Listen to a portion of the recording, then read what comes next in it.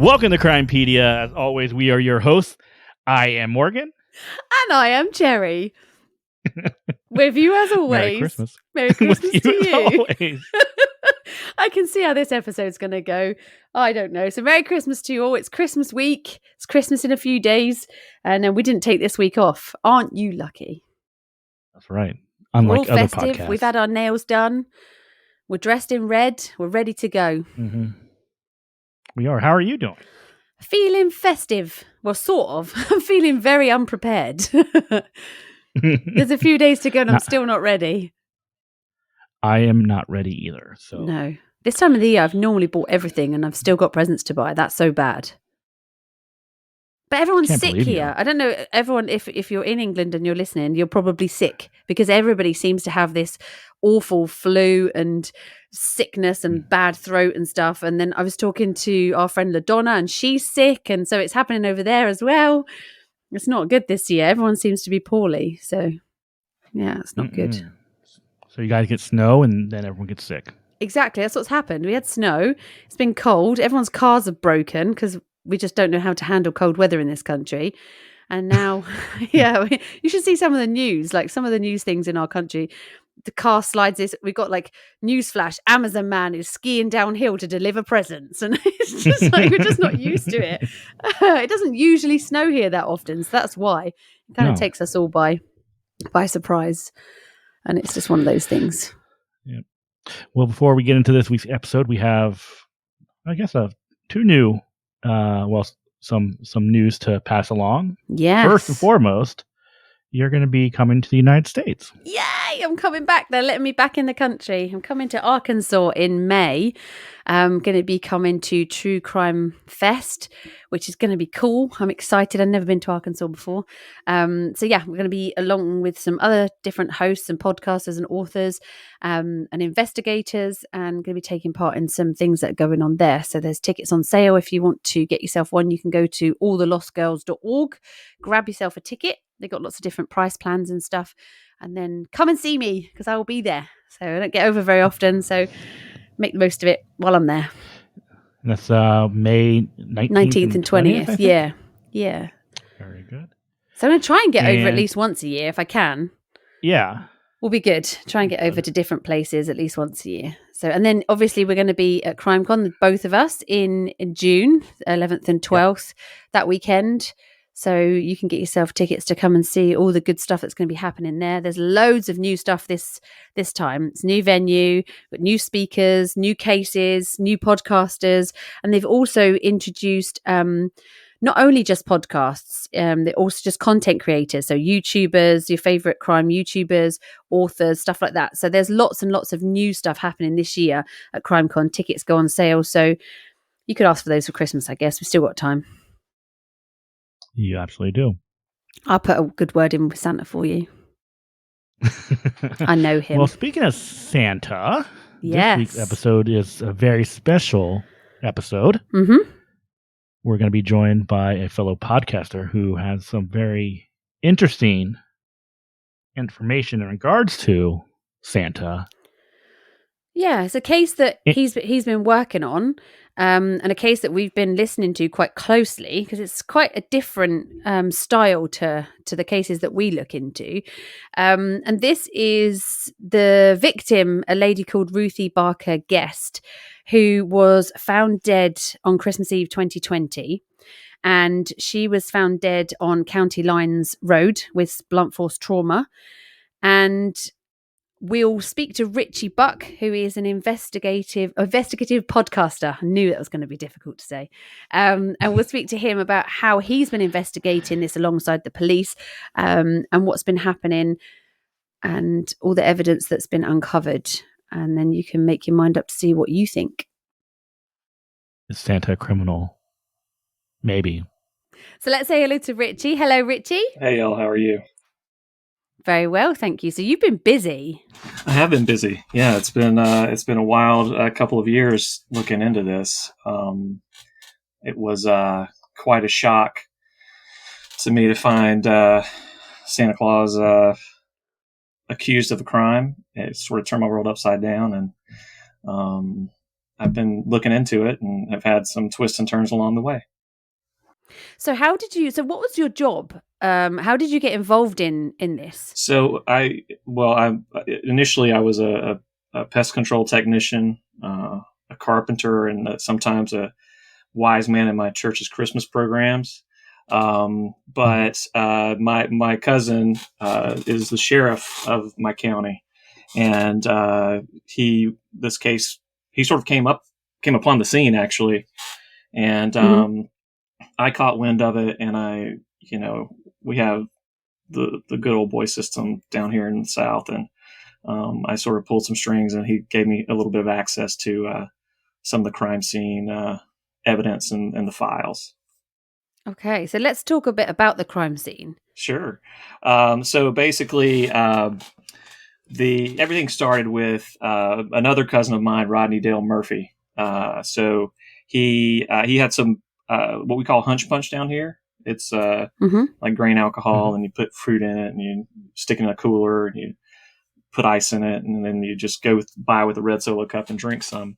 Well, he was out of milk. That sounds pretty potent. It is pretty potent, as we'll discuss here in a second. But so he was out of milk on Christmas Eve 2020, and so he decided, hey, maybe Santa wants a little nightcap on his way through my home, and so he left.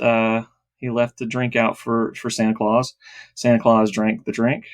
Next thing we know, Sheriff Bradley Dewberry, my other cousin, he pulls up on the scene of the sleigh parked on the side of the road. Santa Claus is off in the woods taking a piss. And he, as he investigates the scene more, finds that in front of the sleigh, there is a body, and this body belonged to Miss Ruthie Barker Guest, who was a jams and jellies and preserves aficionado and creator. And every Christmas Eve, her gift to her neighbors up and down County Line Road would be to leave them a jar of one of these preserves. And then this particular year, she's a sweet lady. Yeah, that's sweet. And this particular year, she had Scuppernong preserves. And Scuppernong. Yeah. I love that. Yeah. It's also fun to say. Yeah. And so Sheriff Dewberry finds Ruthie Barker Guest there. We call her RBG for short. And finds RBG there. And Santa Claus stumbles out from the woods, apparently allegedly inebriated. Actually, I guess proven he was drunk. And the reindeer had blood all over him, and the sleigh had blood all over it. And on top of that, I don't know if you know this, but Santa Claus, because of the amount of speed that it takes to deliver presents, he wipes down the reindeer with Vaseline before he flies. And if he ever makes a stop, he has to rewipe them down. So because it's good for the friction in the air. So Sheriff Dewberry arrested Santa Claus that night, and that sort of set everything into motion. I mean, this is already really, really concerning. I didn't know this, but Santa, did he often stop for a little drink here and there? Like, would it be normal for him to be drinking this hunch punch or stuff like that? So the this was, instead of leaving out milk and cookies, he left out hunch punch and cookies because he was out of milk. And Gators, the country store up the highway, was closed because it was Christmas Eve and everybody's with their families. Yeah. So he was like, I can't leave these cookies because it will dry his mouth out. So he left him what he had, which was the hunch punch. And I guess Santa used it to wet his whistle and flew off. And I've had it before. That stuff is like rocket fuel. Pretty strong. It's pretty strong. I mean, that's the thing. I always thought that there was a way that Santa Claus didn't get drunk, so that if somebody did leave him something else, there was something. But obviously, that stuff is strong. It's super strong. Yeah, I mean, I think Santa can hold his own. I mean, he's got a lot of body mass big guy. to help. But that hunch punch in particular it's by far the strongest I've ever had. So at the crime scene, then, so we've got the victim is laying not far from the sleigh. We know that the reindeer are covered in blood. We know from the post-mortem reports that she has died due to blunt force trauma. So everything's kind of looking like Santa's collided with her because he's under the influence of this hunch punch, and he's not even realized and has gone off into the woods to answer a call of nature. And poor old Ruthie is obviously just perished there and then. So, and I forgot to mention one thing. She was a grandmama and a great grandmama too. So, so her being potentially hit by a reindeer is, as you can imagine, a big issue. Because they do go some, don't they? Oh, yeah. And pulling that sleigh's not light either, is it? No, absolutely not. Oh, no way. So we're talking about quite a heavy impact there. Right. So I'm hoping that any injury was instantaneous and that she didn't know anything about it. So obviously they're at the scene. And obviously this is quite a horrific scene for police to get to. This is not, it's a horrible thing to see and quite a surprising thing to see. It's not the sort of thing that you think when you're going to go out to a road traffic accident that it's going to be, one, Santa Claus, and two, that there's going to be a victim that's now deceased. So at the scene, you mentioned that there was blood at the scene. Was that Ruthie's blood? Was that Santa's blood? Was he injured? Is he all right? So Santa was fine. We found out later through the course of our investigation that the blood on the reindeer was actually not human blood. It was avian in nature, so bird strike. Whoa! So that posed the theory that perhaps Santa. So the other thing is we have what we call the owl theory, and owls here at that point of the year were hibernating later in the year, and some of the tests have come back to show that this was an owl, but essentially what that theory became was that as Santa was flying through the air, he hit a bunch of owls, bird strike.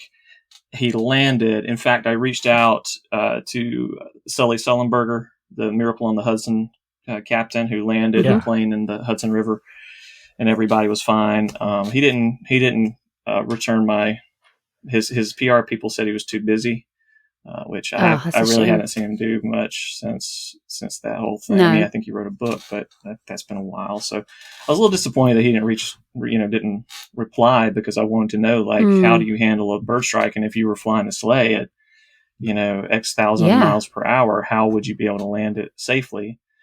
Obviously, if that's what happened, Santa was able to land it safely. And it probably, to be fair to him, even though he'd been drinking hunch punch, it probably scared the piss out of him. So he probably did have to make a stop and just, get rid of it. I feel like I can imagine it's pretty. But all of this is just, really, all of this is just circumstantial, because there's nothing to say. I mean, did when they did the postmortem, did they say that the time of death coincides with when Santa was there, or could she have already been dead before he got there? It's an interesting thought. It's not conclusive on that. The other thing that was found a little later that was not found. Sheriff Dewberry called in Detective Samantha Strong, who ended up becoming the lead investigator on the case, and has remained such until, she actually just challenged Sheriff Dewberry for the office of sheriff.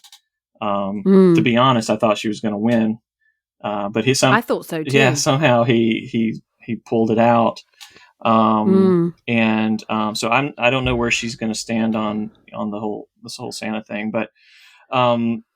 anyhow, so they came out and did the preliminary investigation.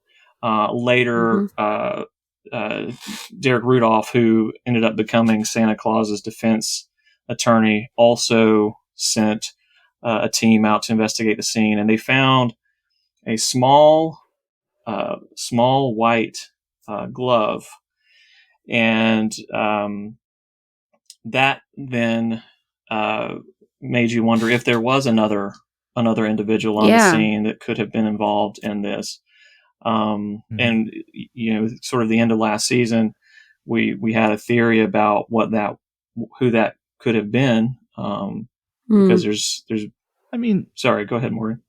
Well, no, I was just gonna say. I mean, Santa worked with elves, right? Elves probably have gloves. Could it have been an elf glove that was inside the sleigh and came out during the incident? That's a really good thought. The theory that we initially came to was that, as we learned through the investigation, was that RBG had some affiliations. We'll say some affiliations with a lot of different folks. So yeah, Santa Claus.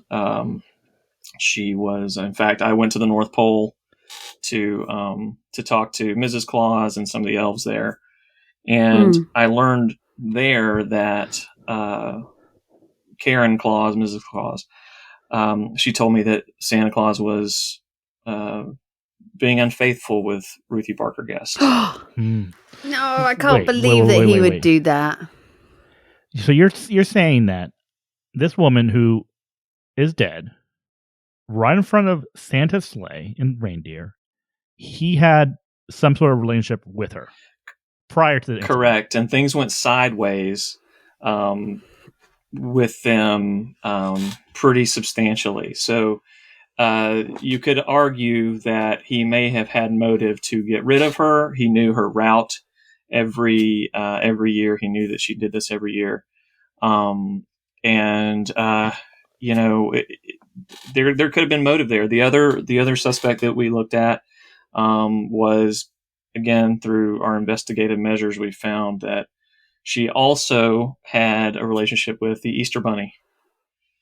And if there is, if there's a person or not a person, I guess a bunny that you'd think would want to frame Santa Claus as, you got to be the Easter Bunny, right? I mean, he's sort of second in the line of the most popular holiday, like for gifting and things like that. And and I did interview him, and he was sort of salty. And when it came, I was going to say, he kind of sounds a bit. He sounds a bit.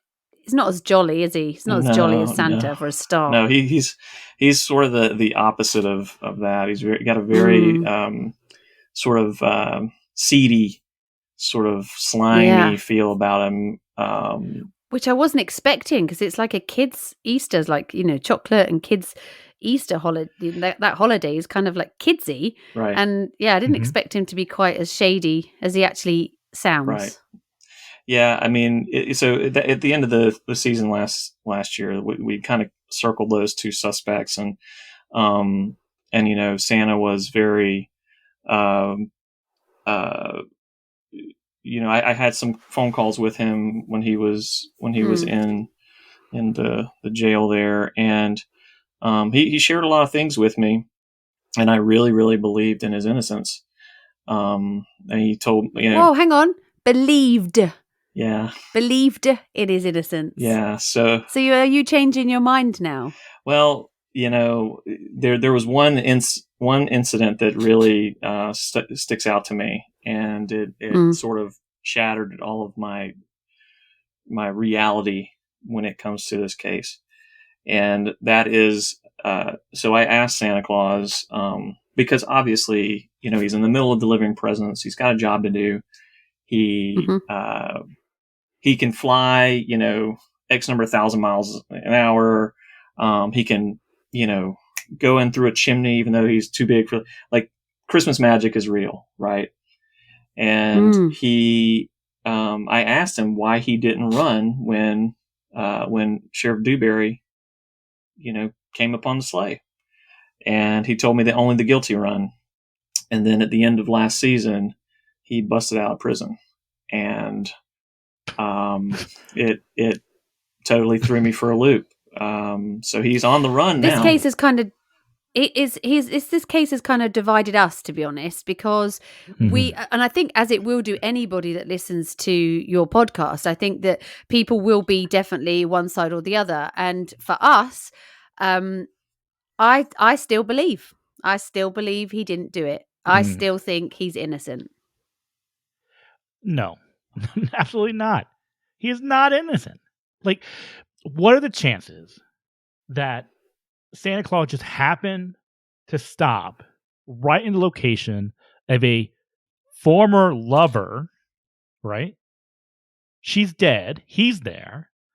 So your options are: it was an accident, he was framed, or he killed her. Okay. Right? Mm-hmm. Everything is pointing to the fact that Santa Claus had to get rid of her.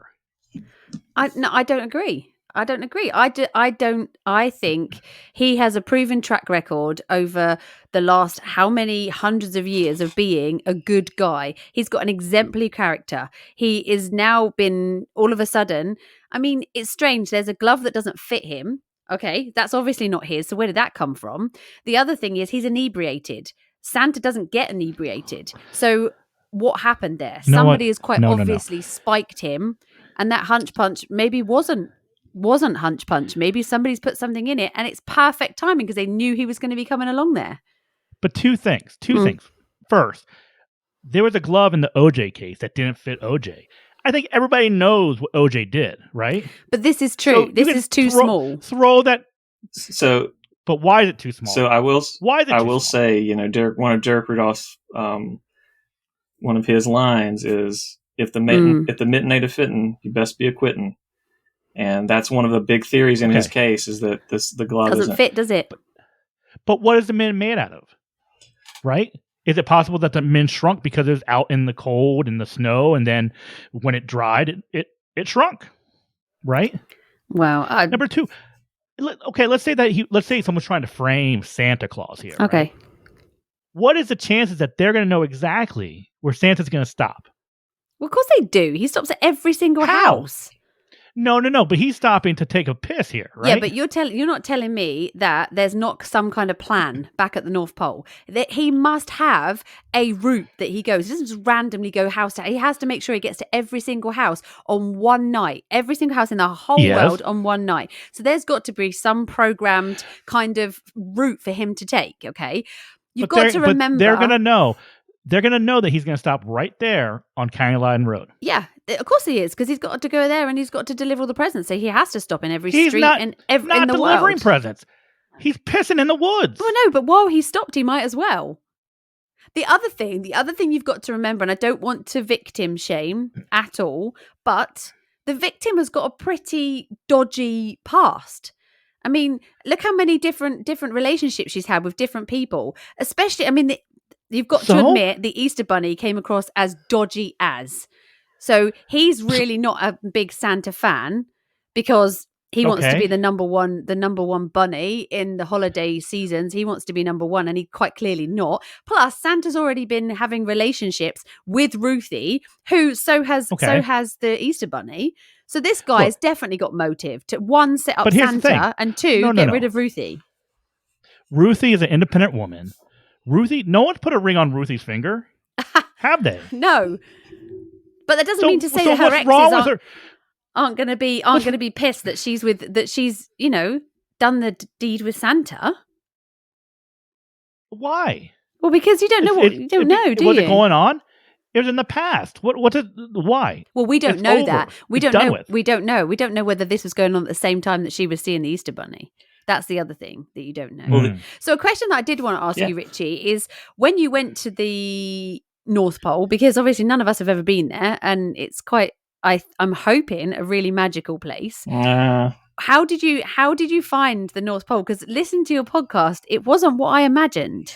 No, it was a lot like, with respect to anyone that lives like in Milwaukee or any sort of factory town, it was a lot like that.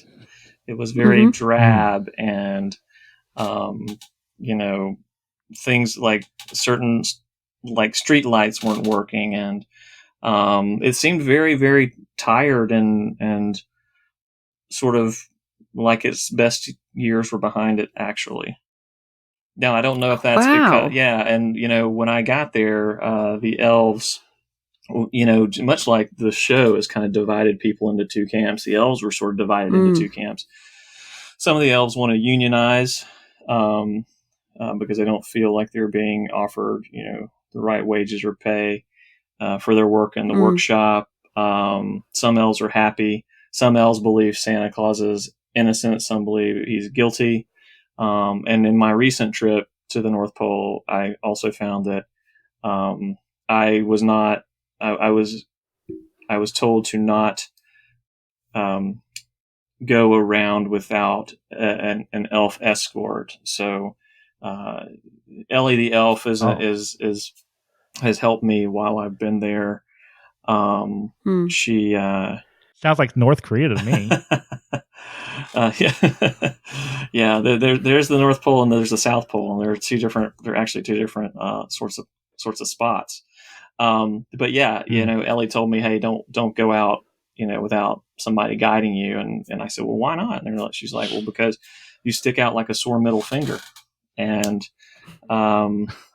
that's kind of how it all feels. Well, you do. Yeah. You're a lot taller than them for a start. And they've even got their own police force. They've got the FBI there. Yeah. So I mean, that's not something that you immediately think of when you think of the North Pole either. No, yeah. Cam D. Kane is the head of the FBI at the North Pole, and it turns out actually that he, let's not throw stones at one and not the other. That he is involved with Mrs. Claus. So she's having a little bit of her own extracurricular fun as well. While Santa was, Why would you when you've got Santa Claus? Sure. Yeah. I mean, she said he works too much. He likes to go to the Copacabana, which is, nice little bar there. I actually got to go to it. The portions were really tiny, but the food was good. I had to drink 50 beers to even get a buzz, but it's okay. Elf size things. But I did also want to mention too that the Santa's not only in jail for the DUI and the suspicion of vehicular manslaughter with Ruthie Barker Guest, which could actually be a murder charge if he did it intentionally. But the prosecutors, Chet and Sally, they actually went through and did some investigation and built out a larger set of charges, to include breaking and entering and speeding, obviously. The violation of... They've really got it in for him, I think. Yeah, I mean, well, if we look at the law, they're probably right. And again, I was on his side. I was trying to get him out, and then he told me the guilty, only the guilty run, and then he ran. And so now I'm on the hunt to hunt him down and bring him back. And that's sort of what I'm looking to do this season, is to find out where he is. I've talked to a psychic medium. I talked to Krampus, who said he may, one of the Krampuses, sorry, there are multiple Krampuses. It's a family. They don't just show up out of thin air, obviously. So I've talked to them. I've talked to a one-eyed bounty hunter. I've talked to a lot of different people so far, and again, some of the investigative things that I've uncovered at the NOPO, which is what we call the North Pole, which is what they call the North Pole, have shed some new light on where he might be. So I have every faith that I'm gonna bring him back, and that he will have to face the Christmas music. I'm interested. I'm interested to see what the psychic said. So your girlfriend set up a psychic for you to talk to. And we've talked about the use of psychics in cases before, haven't we? And we've sort of said on some of them, they seem to be really accurate. And then others, it's like, okay, it's kind of like it's really sort of open stuff that you can kind of read into anything yourself. Sure. I when I listened to the show, I think the psychic sounded like she was pretty spot on. So for anybody who hasn't listened yet to the show and to the episode where you spoke to the psychic, how do you feel that went? I'm going to take that in a second, but first I want to mention, you mentioned my girlfriend, and you two sound crazy alike. It's very weird. If it doesn't work out with her, then maybe you should give me a call. Well, she's English too, so yeah, right. I can see the similarity in our voices. So yeah, no, Jasmine, the psychic, she definitely did seem like she was tapping into something. You know, some of it was hazy. She couldn't see everything. One of the things was, so early in the season, there was a media report that Santa Claus was dead, and it sort of, you know, it turned the world upside down again. I thought I was going to close the podcast up and have to go beg for my job back at the pest control spot. But, you know, that was a very short-lived moment. He actually ended up calling me, and the area code was a Las Vegas area code. So I just assumed he was in Las Vegas. Now, Jasmine says he's not in Las Vegas, but, you know, I'm not entirely sure that that's, you know, some of the things she said seemed right. Some of the things she seemed hazy on. So we have to really kind of go through all of the avenues to find out where exactly he is, because he's got to come back and he's got to, you know, answer for what he has done, if he's done it. If he's done it.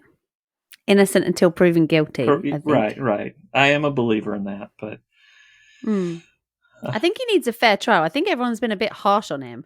I just think it all fits too nicely. I think it all fits too nicely, and all of these things stacking up against him. I don't know. Something in my gut tells me he's innocent. And I think we'll find out a lot more. I think he's innocent. No.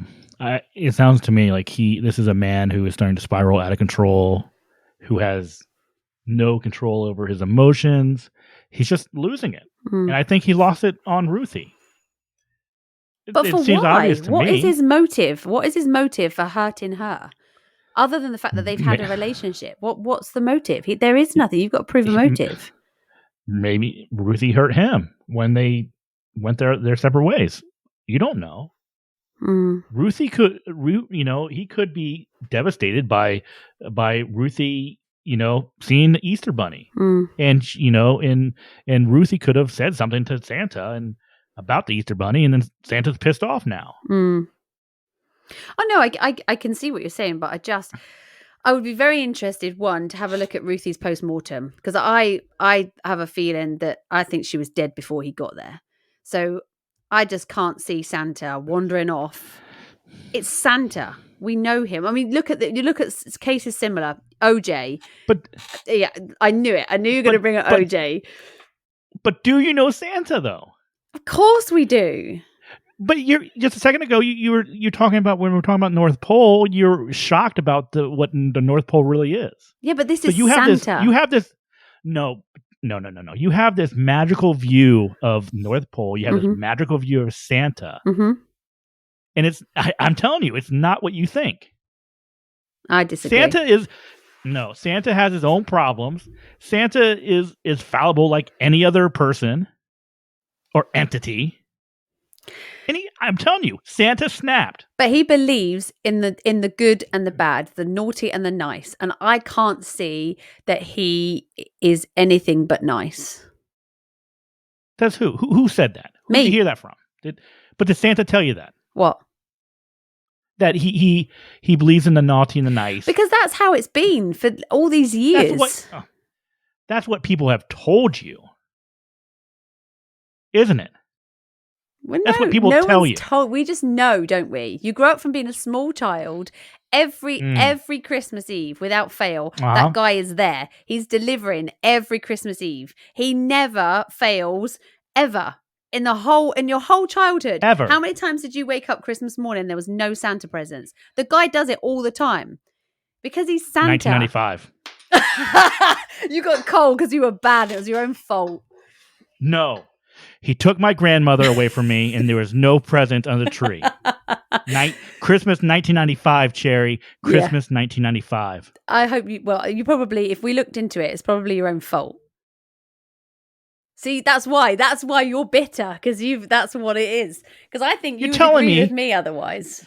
You're telling me it's my fault that my grandmother died? No, it's not your fault that your grandmother died, but it's your fault that you didn't get presents because you're telling me there's a system.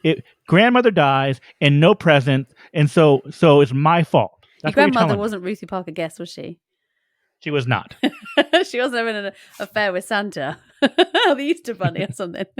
I hope not. I hope not too. I mean, there's so many unanswered questions in this case, and that's why I think it's quite a frustrating case to listen to. Yeah. Because there's so many questions that I want to ask, especially about the whole relationship between the different characters.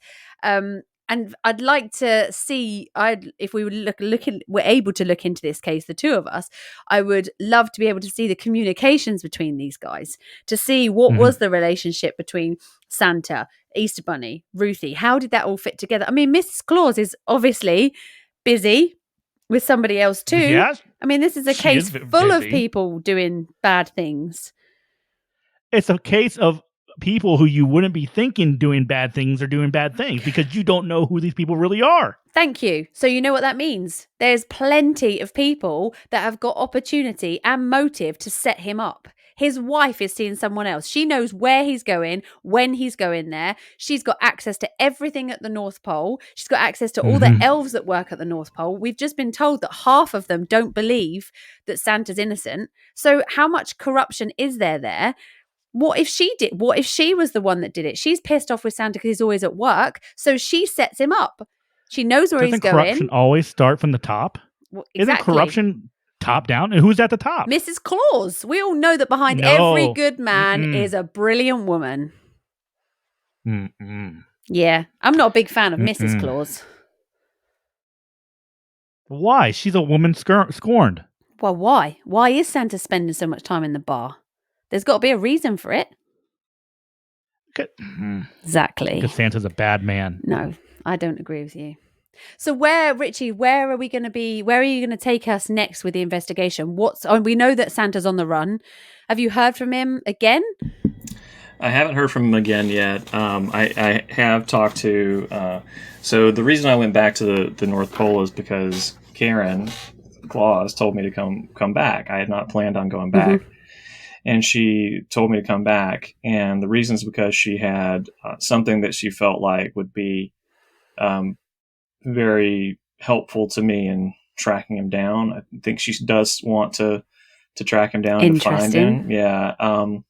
But yeah, right now we're just I'm taking all these clues, that I've gotten from, both the psychic Jasmine, things that I've uncovered myself. I'm going to speak with Krampus again because he said he would keep his horn to the ground and let me know things.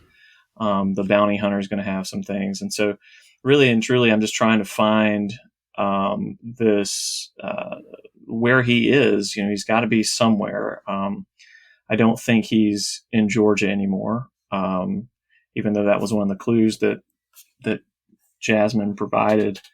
Was that she could see Georgia. I told her, I was like, well, that's just because he was here before, So, that's where we're going. We're going to find him. We're going to bring him back, and then we're going to hopefully start this trial, and we're going to get some justice. I will say, when I was at the North Pole, there were some. Speaking of the North Korea and South Korea thing earlier, there were some elves there, some undercover elves from the South Pole's division of the FBI.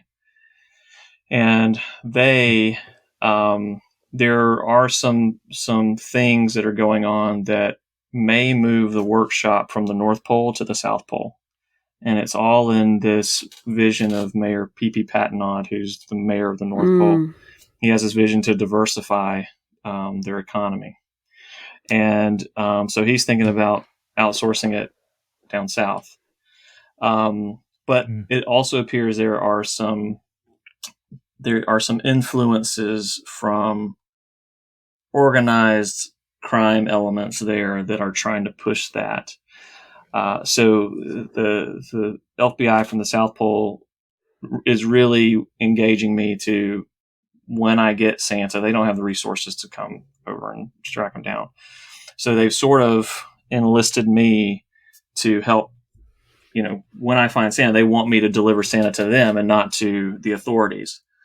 Because in their minds, if Santa comes back to the North Pole, though he has been banished by decree from the Mayor P.P. Patenaude, that he will sort of unify the elves and everything will go sort of back to normal and maybe become that magical place that it was before. But as of now, it's in quite a bit of disarray, and so there are a lot of moving pieces in the case, and sort of international things going on. Now, Richie, real quick, does Georgia have the death penalty? And if it was found that Santa did murder Ruthie, do you think this is a case that could potentially be a death penalty case? So even now, when I meet people, they are because they've heard the podcast and they know I know Santa Claus. People are still lobbying me to help them get on the nice list. I think that so Georgia is a death penalty state, but I think that any judge that sentenced Santa to that would end up on the permanent naughty list, because as you might recall, even though Santa Claus has been incarcerated all this time and now missing, presents have still gotten delivered. And that is he said it was Christmas magic. I think it was just his backup driver. But in any event, the people are still clamoring to be on the nice list because nobody wants a stocking full of coal. It's a dying very interesting energy. Like Christmas source. 1995. Right. Maybe if it was a stocking full of solar panels, they might be more into it. But well, thank you for coming on and talking to us. Thank you for having me. I feel a very corrupt case, and I feel that the majority, and I feel like as a lot of cases that we see, I feel like the authorities have got who they want to have done it, and they're now trying to fit the pieces like a bad puzzle into making it fit to having this victim, perpetrator, instead of opening their eyes a bit wider and looking at the bigger picture. We find this a lot in cases that we look at. The law enforcement seem to try and make evidence fit into what they want it to be. And for me, I feel that this is exactly how this case has gone. You know what? I think this case is going well. I think that, Richie, what you are doing is fantastic. Yeah. I think you are just scratching the surface of this crime and of the corruption involved in this case.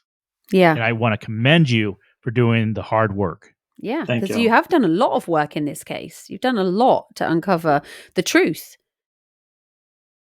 That Santa is a murderer. Innocent. Well, I think it's quite clear on our show who is going to be on the nice list and who is going to be on the naughty list. I think that's quite evident from today's episode. I'll give you a little clue. No coal under my Christmas tree.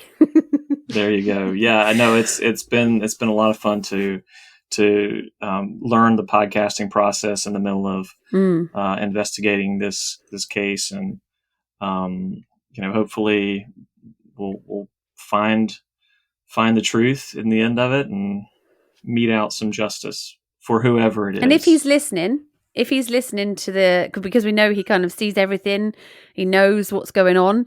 If he's listening to this episode, is there anything you would like to say to him? Yeah, I'm coming for you.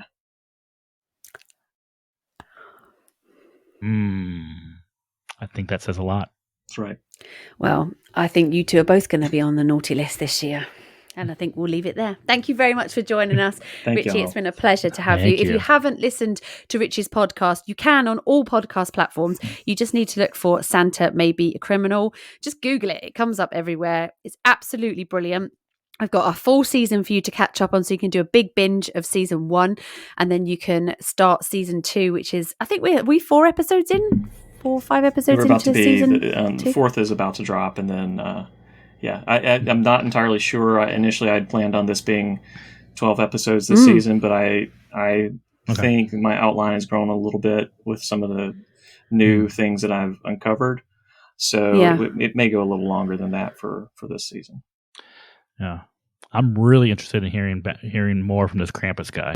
Yeah. I know. Yeah. You know, he was the most, after last season, people were like, you have got to talk to Krampus. Where is Krampus? And I said, well, I'll try to see if I can find him. It turns out he found me at Derek Rudolph's Halloween party on the first episode of this season.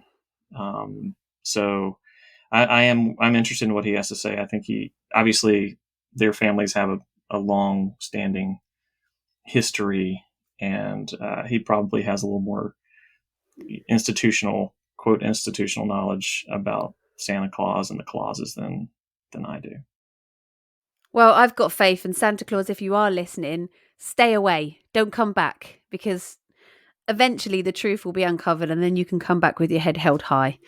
And that's my little message to you. Only the guilty run. Well, who says he ran?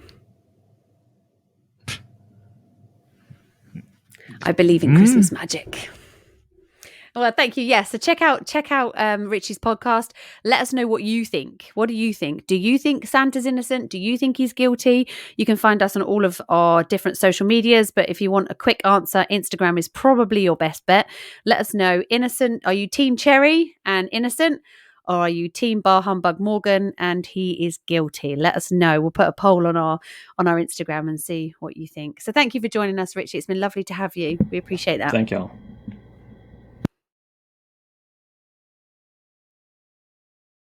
Interesting, Cherry. Very interesting. I'm really surprised in you. Really surprised. I'm surprised in you. No, I just don't understand how you can doubt somebody who we've got so much love for, and somebody who's quite clearly innocent. People loved OJ before he did what he did? Well, did they though, or were they just like starstruck by the fame? I'm not starstruck by Santa's fame. I can just see a good person when I see one. All right. So, Cherry, with that being said, how about we finish off this episode with the section we like to call Dumb Criminal? Hey, criminal, use a dummy. Okay, Morgan. So this festive Dumb Criminal is talking about Christmas gifts. So what's the weirdest Christmas gift you've ever been given?